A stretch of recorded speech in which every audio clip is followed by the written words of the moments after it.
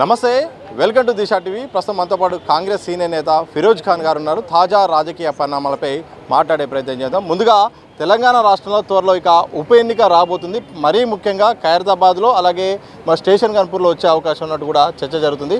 నిజంగా మీరు వస్తుంది అనుకుంటున్నారా? వస్తే ఎట్లా ఉండబోతుంది?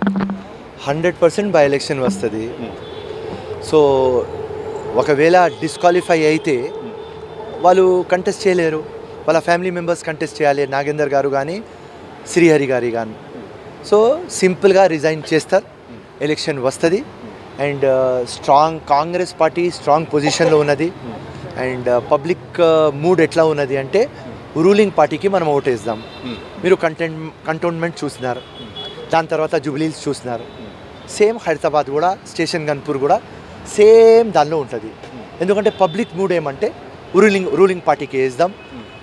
కాంగ్రెస్ 2 yearsలో మంచి చేస్తున్నది, కొద్దిగా తక్కువ ప్రామిస్లు చేసింది అమలు చేస్తలేరు. అండ్ దాని తర్వాత కూడా పబ్లిక్కి అర్థమవుతుంది కి మాకు డబ్బులు లేవు. పాత గవర్నమెంట్ 7 lakhs 8 lakhs crores అప్పు పెట్టి పోయినారు. వీళ్ళు చాలా ట్రై చేస్తున్నారు. వీళ్ళకు కాంగ్రెస్ పార్టీకి చిత్తశుద్ధి ఉన్నది, పబ్లిక్కి చేయాలి, కానీ డబ్బులు లేవు అని కొద్దిగా పనులు తక్కువ అవుతున్నాయి. కానీ వీళ్ళు అడ్మినిస్ట్రేషన్ కానీ మొత్తం బాగా చూసుకుంటున్నారు. ఎక్కడ కమ్యూనల్ వైలెన్స్ లేదు, గడబడ లేదు, సుకూన్గా హాయిగా పోతున్నాం.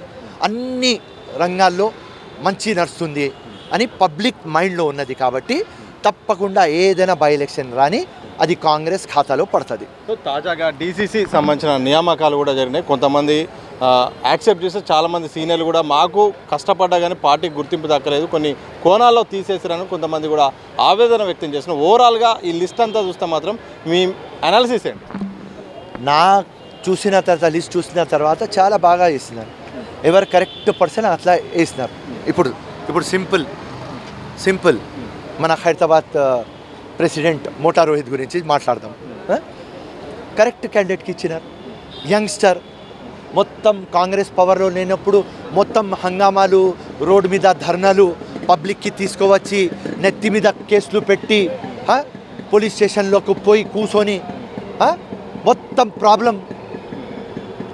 అట్లాంటి ఒక వ్యక్తికి మొత్తం సీనియర్లకు పక్క పెట్టి ఒక గుర్రంకి గట్టోడికి నిజమైన వ్యక్తికి ఇచ్చినారు.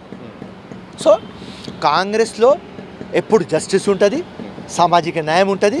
సో ఎవరెవరికి వచ్చింది ప్రెసిడెంట్లు డిస్ట్రిక్ట్ నా లెక్క ప్రకారం కరెక్ట్ ఇచ్చినారు. సో మీ విషయానికి వస్తే మాత్రం మీరు జూబ్లీహిల్స్ టికెట్ కూడా ఎక్స్పెక్ట్ చేశారు, అలాగే నాంపల్లిలో కూడా చివరిసారి కూడా చాలా తక్కువ ఓట్లతో కూడా మీరు ఓడిపోయారు. మీకు నెక్స్ట్ మరి వచ్చే ఎన్నికల్లో కూడా ఏమైనా టికెట్ ఆశిస్తున్నా, లేకపోతే పార్టీ పరంగా కూడా రావాల్సిన గుర్తింపు దక్కట్లేదు అనుకుంటున్నా? 100% వస్తుంది. జనవరి తర్వాత వస్తుంది. పార్టీ కోసం పని చేసినాం, కమిటెడ్గా ఉన్నాం, ప్రజల కోసం జీవితం అంకితం చేసినాం, పార్టీకి లాయల్ ఉన్నాం. 100% వస్తుంది. సో డిసెంబర్లో 2 years అవుతుంది కాంగ్రెస్కి. మళ్ళీ లోకల్ బాడీ ఎలక్షన్ ఉన్నది. దాని తర్వాత తప్పకుండా ఫిరోజ్ ఖాన్కి ఒక మంచి ఫిరోజ్ ఖాన్కి ఈక్వలెంట్గా ఫిరోజ్ ఖాన్ స్థాయిగా పోస్ట్ రావాలి. అది 100% జనవరి ఎండింగ్ దాకా వస్తుంది. ఇంకో మరోవైపు 42% రిజర్వేషన్లు ఇస్తామని చెప్పి ఈరోజు మాట మార్చింది, పార్టీ పరంగా ఇస్తూ పాత పద్ధతిలో కూడా ఇస్తుంది. నిజంగా కాంగ్రెస్ పార్టీ ఇచ్చిన మాట మోసం చేసింది ఈరోజు అంటూ కూడా ప్రతిపక్షాలు అంటున్నాయి. ఇంత స్పీడ్గా వెళ్ళాల్సిన అవసరం వచ్చింది, మార్చిలోపు వచ్చే నిధుల కోసం ఇంత తొందరగా ఒకవైపు కోర్టులో పెండింగ్ ఉండగా వెళ్ళాల్సిన అవసరం ఏంటని కూడా ప్రశ్నలు వస్తున్నాయి. సింపుల్ లాజిక్, కాంగ్రెస్ పార్టీకి చిత్తశుద్ధి ఉన్నది. దానికోసం హైకోర్టు అపియర్ అయినాం, సుప్రీంకోర్టు అపియర్ అయినాం, నరేంద్ర మోదీ గారితో కలవాలి అని కోషిష్ చేస్తున్నాం, ప్రెసిడెంట్ ఆఫ్ ఇండియాతో కలవాలి అని కోషిష్ చేస్తున్నాం. ఈ సబ్జెక్ట్ మీద అపాయింట్మెంట్ దొరకలేదు. సో కాంగ్రెస్ పార్టీ డిసైడెడ్, కానీ సెంటర్ గవర్నమెంట్ సహకారం లేదు. సెంటర్ గవర్నమెంట్ సహకారం లేకపోతే 9th షెడ్యూల్లో మనం పెట్టలేం. ఈ పరిస్థితిలో మనం ఉన్నాం. సో ఏం చేయాలి? ఎలక్షన్కి పోదాం, పోరాటం కంటిన్యూ చేద్దాం. ఈ 42% రావాలి అంటే ఆల్ పార్టీ యునైటెడ్ కావాలి. బీసీ కోసం వాళ్ళ డెవలప్మెంట్ కోసం, అప్పుడే ఆ సెంటర్ లొంగుతుంది. సెంటర్ లొంగేదాకా ఈ రిజర్వేషన్ రాదు అని మాకు అర్థమైంది కాబట్టి పాత దానిలో పోతున్నాం. సార్, ఫిబ్రవరితో ఇక జిహెచ్ఎంసీ పాలక మండలి కూడా టైం అయిపోతుంది. ఇక ఎంతో కొత్త సంవత్సరంలో జిహెచ్ఎంసీ ఎన్నికలు రాబోతున్నాయి. కాంగ్రెస్ పార్టీకి మాత్రం టెక్నికల్గా ఇక్కడ ఎమ్మెల్యే పరంగా చూస్తే మాత్రం బీఆర్ఎస్ పార్టీకి ఎక్కువ ఎడ్జ్ ఉంది. కార్పొరేటర్ల పరంగా చూస్తే లాస్ట్ టైం ఎలక్షన్ బట్టి బీజేపీకి ఉంది. ఇప్పుడున్న పరిస్థితిలో కాంగ్రెస్ పార్టీ జిహెచ్ఎంసీ పీఠాన్ని దక్కించుకునే అవకాశం ఉందా? పబ్లిక్ మూడ్ ఎట్లా ఉన్నది అంటే రూలింగ్లో ఎవరున్నాం వాళ్ళకు ఓటేద్దాం. సో ఇప్పుడు కాంగ్రెస్ పార్టీ రూలింగ్లో ఉన్నారు కాబట్టి,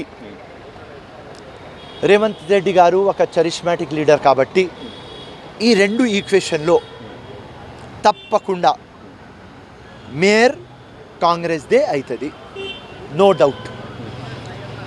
మళ్ళీ క్లియర్గా చెప్తున్నా, చాలా స్కీమ్లు అమలు అవుతలేవు కానీ పబ్లిక్కి అర్థమవుతుంది.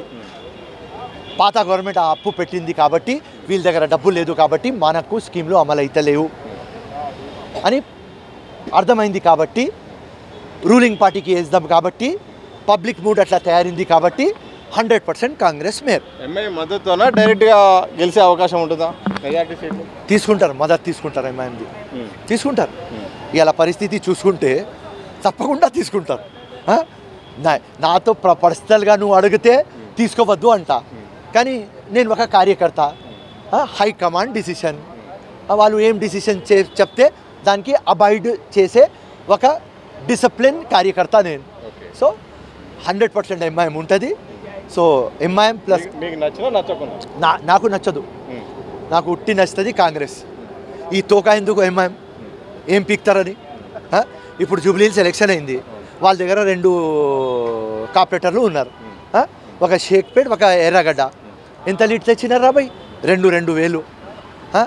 వేరే జగ మనకు లీడ్లు వచ్చినాయి, రహమత్ నగర్ 6,000, యూసుఫ్ కూడా 5,500. ఎంఐఎం పోటీ లేకపోవడం వల్లనే ఆ ఓట్లంతా కూడా మొత్తం కాంగ్రెస్ పార్టీ పడింది, ఎంఐఎం వల్లనే గెలిచింది అనేది కూడా మొత్తం ప్రచారం. నా లెక్క ప్రకారం 25,000తో మనం గెలిచినాం. ఎంఐఎం లేకపోతే 30,000 ఓట్లతో గెలిచేది. వాళ్ళు చేసేది ఏం? తెచ్చినారు ఎంత మెజారిటీ? మేము చెప్పినాం పోటీ పెట్టలే కదా అంటారు. పోటీ పెడితే ఇంకా కాంగ్రెస్కి ఎక్కువ ఓట్లు వస్తాయి. వేరే కాస్ట్ వాళ్ళు ఓట్లు వేయలేదు కదా, మొత్తం కాంగ్రెస్ ముస్లిం పార్టీ కనిపిస్తున్నది. సో 100% ఎంఐఎం ఒకవేళ కంటెస్ట్ చేస్తే మాతో లేకపోతే మాకు మెజారిటీ ఇంకా ఎక్కువ అవుతుంది. సో ఇదే కంటిన్యూ చేస్తే మద్దతు లేకుండా జిహెచ్ఎంసీ ఎన్నికలకు వెళ్తే గతంలో బీఆర్ఎస్ గెలిచినట్టు కూడా కాంగ్రెస్ గెలిచే అవకాశం ఉందా? సిటీలో 100% కాంగ్రెస్ సింగిల్గా గెలుస్తుంది. కానీ మా హైకమాండ్ ఏదో ఈ తోక పార్టీకి పెట్టుకోమంటున్నారు అంతే. వాళ్ళ ప్రభావం ఉన్నది ఎక్కడున్నది? ఓల్డ్ సిటీలో ఉన్నది. ఎంఐఎం ప్రభావం ఉన్నది ఎక్కడున్నది? ఎక్కడ బోకస్ ఓట్లు ఉన్నాయి, ఎక్కడ లంగా దొంగ ఓట్లు ఉన్నాయి, వాళ్ళ పవర్ ఉన్నది. వేరే జగ వాళ్ళ పవర్ లేదు. సింపుల్ లాజిక్ చెప్తా, జూబ్లీహిల్స్లో బోకస్ ఓట్లు ఉంటే వాళ్ళు కంటెస్ట్ చేసే గెలిచేది, అంబర్పేటలో బోకస్ ఓట్లు ఉంటే వాళ్ళు కంటెస్ట్ చేసే గెలిచేది. సింపుల్ అంటున్నా. హైదరాబాద్లో వీళ్ళు కంటెస్ట్ చేస్తారు, సికింద్రాబాద్లో కంటెస్ట్ చేయరు. సికింద్రాబాద్లో మోర్ దెన్ 5 lakh ముస్లిమ్స్ ఉంటారు. ఎందుకు కంటెస్ట్ చేయరా భయ్? ఎందుకంటే అక్కడ డూప్లికేట్ దొంగ లంగా ఓట్లు లేవు. సో ఎంఐఎం పార్టీ ఎక్కడ దొంగ లంగా ఓట్లు ఉంటే, డూప్లికేట్ ఓట్లు ఉంటే వాళ్ళు అక్కడ టైగర్. సో చిన్న దొంగ డూప్లికేట్ ఓట్లకు అసదుద్దీన్, అక్బరుద్దీన్. పెద్ద దొంగ ఈ దొంగ ఓట్లకు నరేందర్ మోదీ, అమిత్ షా. ఇదే లాజిక్, ఇదే నేను ఎక్స్ప్లెయిన్ చేస్తున్నా. ఇప్పుడు అందరికీ అర్థమవుతుంది. ఎస్, ఫిరోజ్ ఖాన్ బోకస్ ఓట్లు పట్టుకున్నాడు. ఎక్కడిది? నాంపల్లిది, హైదరాబాద్ది. ఇది ఎవరు చేస్తున్నారు? ఎంఐఎం. రాహుల్ గాంధీ ఎక్కడ పట్టుకుంటున్నాడు? మొత్తం ఇండియాలో. ఆ ప్యాటర్న్ ఈ ప్యాటర్న్ చూడు, సేమ్ ప్యాటర్న్. సో రాహుల్ చేస్తుండే, ఫిరోజ్ చేస్తుండే. ఫిరోజ్ ఖాన్ మొదలు పెట్టినాడు, రైట్. ఇప్పుడు మా పెద్దన్న చేస్తున్నాడు. ఆయన మా రాహుల్ గాంధీ కాబట్టి ఇప్పుడు అందరికీ అవగాహన, అందరికీ అర్థమవుతుంది. నేను చెప్పినప్పుడు అర్థం కాలేదు కానీ మంచి అయింది. రాహుల్ గాంధీ కాజ్, ఫిరోజ్ ఖాన్ కాజ్ ఒకటే. సో ఇప్పుడు నా కాజ్ కాంగ్రెస్ కాజ్ అయిపోయింది. సో నాకు బలం వచ్చింది. 100% నెక్స్ట్ ఎలక్షన్ బోకస్ ఓట్లు ఉండవు. 100% మనం 25,000తో ఈజీగా గెలుస్తాం నెక్స్ట్ ఎలక్షన్. కానీ మీరు కంటిన్యూస్ ఒక క్వశ్చన్ అడుగుతాను, బీహార్లో ఎందుకు ఈ ఫార్ములా పనిచేయలేదు? రాహుల్ గాంధీ మొత్తం కూడా ఓట్ చోరీ మీదనే మొత్తం ప్రచారం చేశారు, బీహార్లో మొత్తం రివర్స్ అయిపోయింది రిజల్ట్. ఏం జరిగింది? నా లెక్క ప్రకారం అక్కడ కాంగ్రెస్ పార్టీ ఫైట్ ఇవ్వలేదు, మొత్తం తేజస్వికి నమ్మినారు. చేతిలో పెట్టేసి తేజస్వి ఏం చెప్పినాడు, మీరు వెనక ఉండండి, నేను ముందుకి పోతా, రైట్, తప్పకుండా మన గవర్నమెంట్ తీసుకువస్తా అంటే రాహుల్ గాంధీ ఇంకా మా హైకమాండ్ తేజస్వికి బిలీవ్ చేసింది. కానీ జనాలు జంగల్ రాజ్ రావద్దు, మళ్ళీ దొంగ రాజ్యం రావద్దు అని తేజస్వికి పక్క పెట్టినాయి. దానికోసం కాంగ్రెస్ పక్క వెళ్ళిపోయింది. ఇంతనే, దట్స్ ఆల్. అదే మేము అగ్రెసివ్గా రాహుల్ గాంధీ గారు ముందు వచ్చి ఫైట్ చేస్తే మొత్తం సినారియో అదర్ ఉండేది. ముఖ్యమంత్రి కాంగ్రెస్ది అవుతాడు, ముఖ్యమంత్రి కాంగ్రెస్ది చేస్తాం అని మాటలు మాట్లాడితే అప్పుడు సిచ్యువేషన్ డిఫరెంట్ ఉండేది. లేకుంటే ఆర్జేడీ కూడా కంటెస్ట్ చేస్తుంది, మేము కూడా కంటెస్ట్ చేస్తున్నాం, ఎక్కువ ఎమ్మెల్యే సీట్స్ ఎవరికి వస్తారు వాళ్ళ ముఖ్యమంత్రి అవుతాడంటే సిచ్యువేషన్ కాంగ్రెస్ది వేరేది ఉండేది. కానీ మేము టోటల్గా సరెండర్ అయినాం, అది చాలా తప్పు చేస్తాం. జై హింద్, జై కాంగ్రెస్. ఇది కాంగ్రెస్ సీనియర్ నేత ఫిరోజ్ ఖాన్. ఎన్నికలు ఏది వచ్చినా మాత్రం కాంగ్రెస్ పార్టీ విజయం సాధిస్తుంది. ఎందుకంటే కాంగ్రెస్ పార్టీ రాష్ట్రంలో అధికారంలో ఉంది, ప్రజల మూడు కూడా అధికార పార్టీకే అనుకూలంగా ఉండాలని చూసుకుంటున్నారు. ఎందుకంటే ఇటు అభివృద్ధి అవుతుంది, సంక్షేమాన్ని దృష్టిలో పెట్టుకొని ప్రజలంతా కూడా కంటోన్మెంట్లు అవుతుంది, అలాగే జూబ్లీస్ అవుతుంది. నెక్స్ట్ ఒకవేళ ఎక్కడ ఉప ఎన్నిక వచ్చినా నెక్స్ట్ జిహెచ్ఎంసీ ఎన్నికల్లోనూ కూడా కాంగ్రెస్ పార్టీ విజయం సాధిస్తుంది. అలాగే ఎంఐఎం పార్టీ కాంగ్రెస్ పార్టీకి చేసిన కృషి ఏం లేదు. ఎంఐఎం పార్టీ మద్దతు వల్ల జూబ్లీస్లో గెలిచామని కూడా సరైనది కాదు. ఒకవేళ ఎంఐఎం మద్దతు లేకుంటే మాత్రం వాళ్ళు ఒకవేళ క్యాండిడేట్ పెడితే మాత్రం 30,000 మెజార్టీతో జూబ్లీస్లో కాంగ్రెస్ గెలిచేదంటూ కూడా ఆయన కొంచెం సంచలన వ్యాఖ్యలు కూడా చేసిన సందర్భం అయితే కనిపిస్తుంది. చూస్తూనే ఉండండి దిశ టీవీ.